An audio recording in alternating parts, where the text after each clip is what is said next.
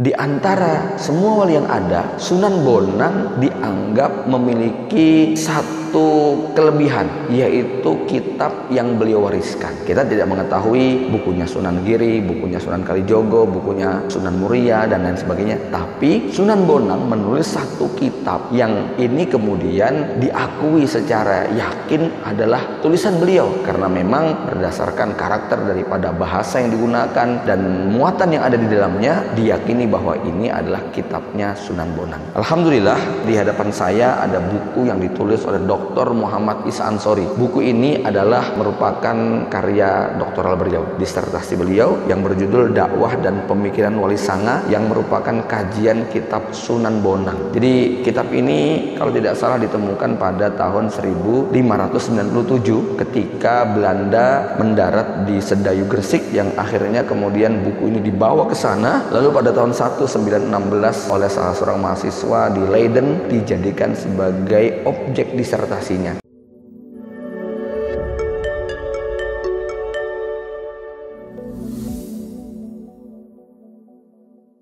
Assalamualaikum warahmatullahi wabarakatuh. Alhamdulillah wassalatu wassalamu rasulillah wa ba'du. Hampir tidak ada yang menafikan tentang peran Wali Songo di dalam penyebaran ajaran Islam di Indonesia. Nama Wali Songo atau Wali Sanga atau 9 wali yang kemudian banyak ditulis maupun dituangkan dalam bentuk film, novel maupun buku-buku tentang sejarah, menggambarkan bahwa keberadaan mereka, hakikat mereka itu nyata. Wali Songo dianggap sebagai pelopor ataupun di antara kumpulan ulama yang punya peran cukup signifikan tentang keberhasilan dakwah di Indonesia. Di antara sekian wali, ada satu nama yang menarik untuk dikaji, yakni yang kita kenal dengan nama Sunan Bonang. Kenapa Sunan Bonang menarik untuk diangkat? Karena beliau termasuk yang cukup memiliki reputasi di antara para wali yang lainnya, sebab beliau sendiri adalah guru daripada Sunan Kalijaga. Kemudian beliau juga murid daripada Sunan Ampel, beliau juga berguru kepada Sunan Giri. Beliau satu alma mater dengan Sunan Giri yang berguru kepada Sunan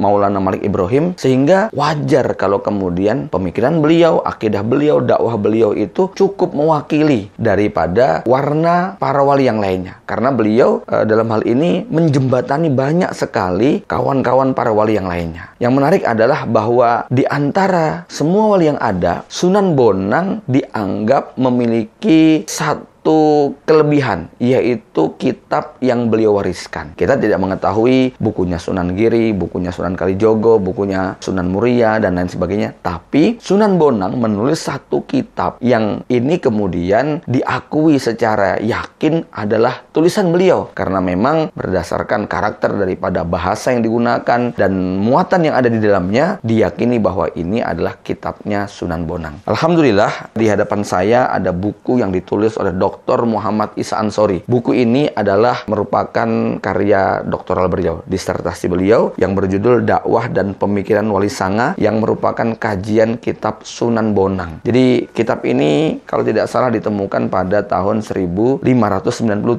ketika Belanda mendarat di Sedayu Gresik, yang akhirnya kemudian buku ini dibawa ke sana. Lalu pada tahun 1916 oleh salah seorang mahasiswa di Leiden dijadikan sebagai objek disertasinya.